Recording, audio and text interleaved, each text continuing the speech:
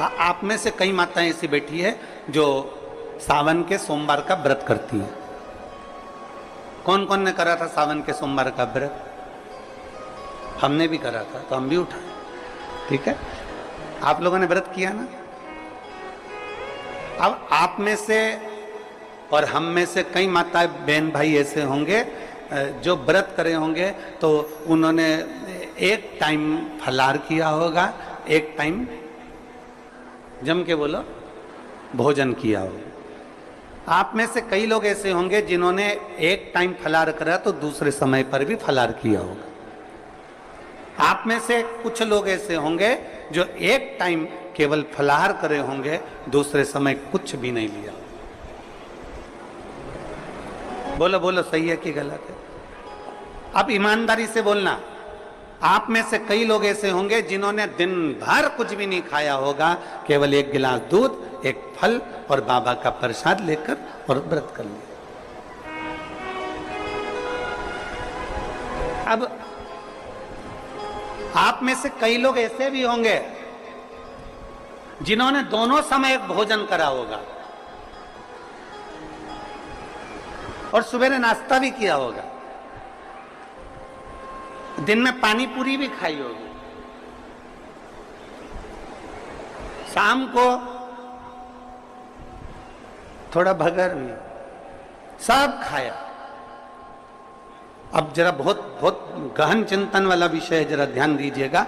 एक व्रत करा, एक टाइम भोजन, एक टाइम फलाहार, एक ने व्रत करा दोनों समय फलाहार, एक ने व्रत किया कि मैं कुछ नहीं खाऊंगा, एक फल, एक गिलास दूध, एक ने सब कुछ खाया, मतलब दिन भर भोजन कर,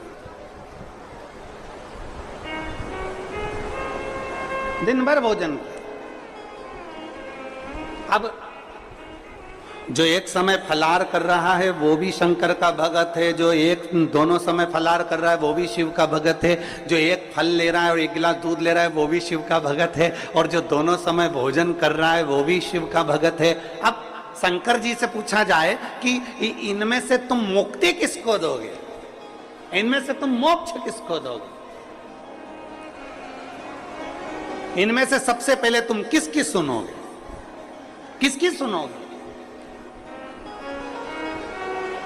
तो भगवान देव महादेव का चरित्र कहता है, माता पार्वती से, पार्वती भले तुम भूखे रहो मत रहो, पर इतना जरूर करो कि किसी का दिल ना दुखे, तो मैं प्रसन्न हो जाता हूं और वर प्रदान कर।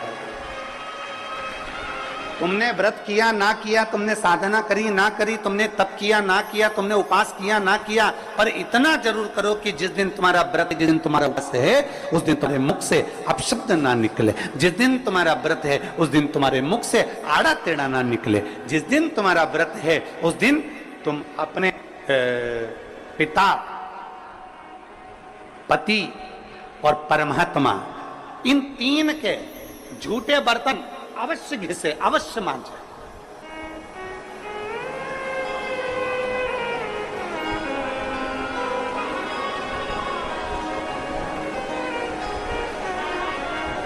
घर के सारे बर्तन, बर्तन मांजने वाली कोई आए वो मांझे, मना नहीं है, पर 3 बर्तन अपने को खुद मांझना चाहिए।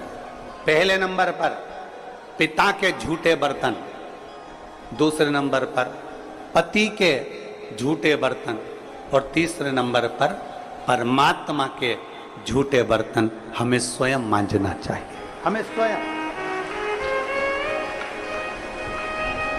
इन 3 के बर्तन अगर दूसरे मांझते हैं तो आधे से ज्यादा वस्तु पर हक जो बर्तन मांझता है उसका हो जाता है।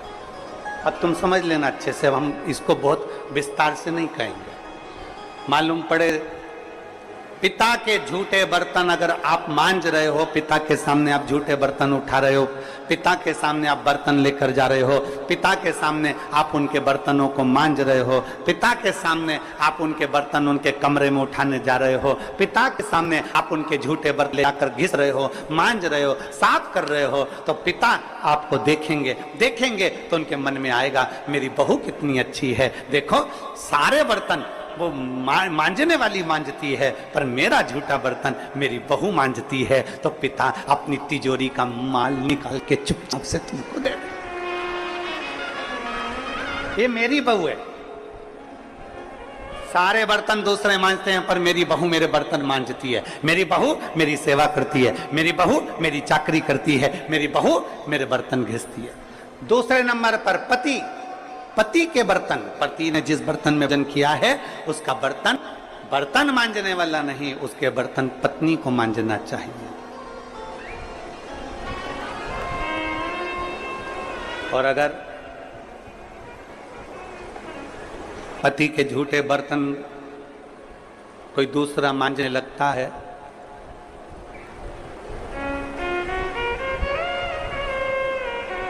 तो एक दिन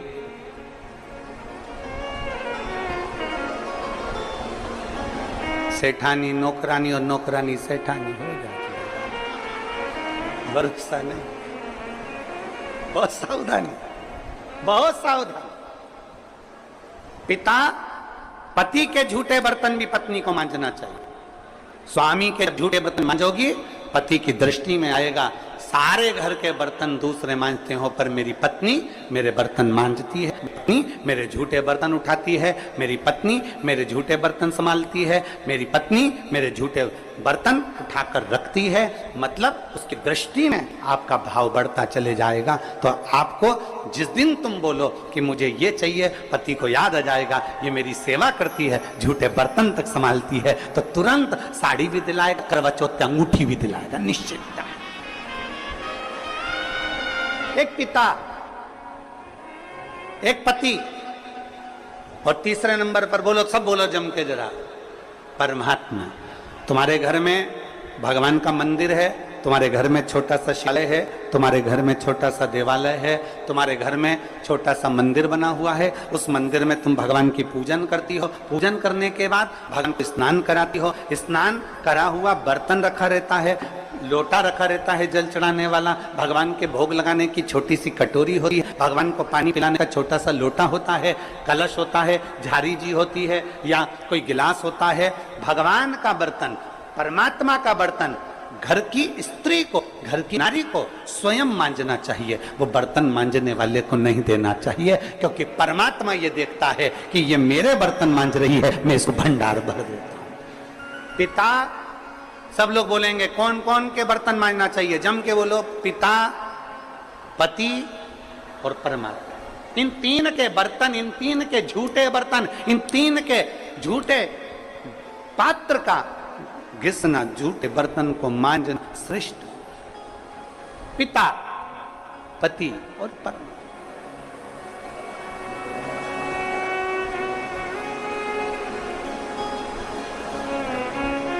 श्रेष्ठ। एक विश्वास अपने भीतर जागृत करिए, और जिस दिन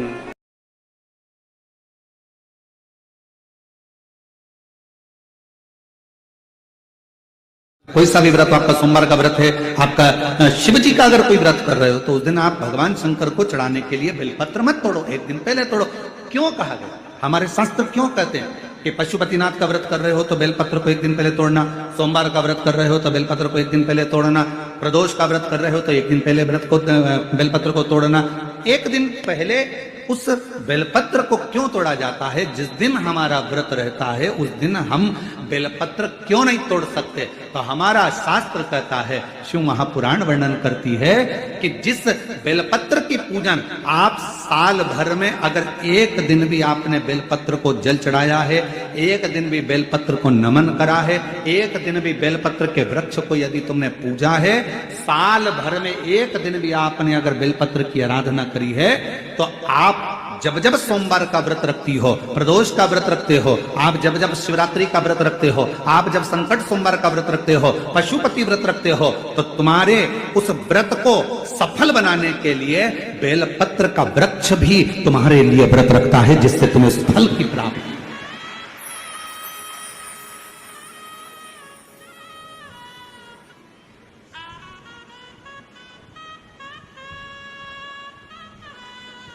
कथा सुनने आ रहे हो?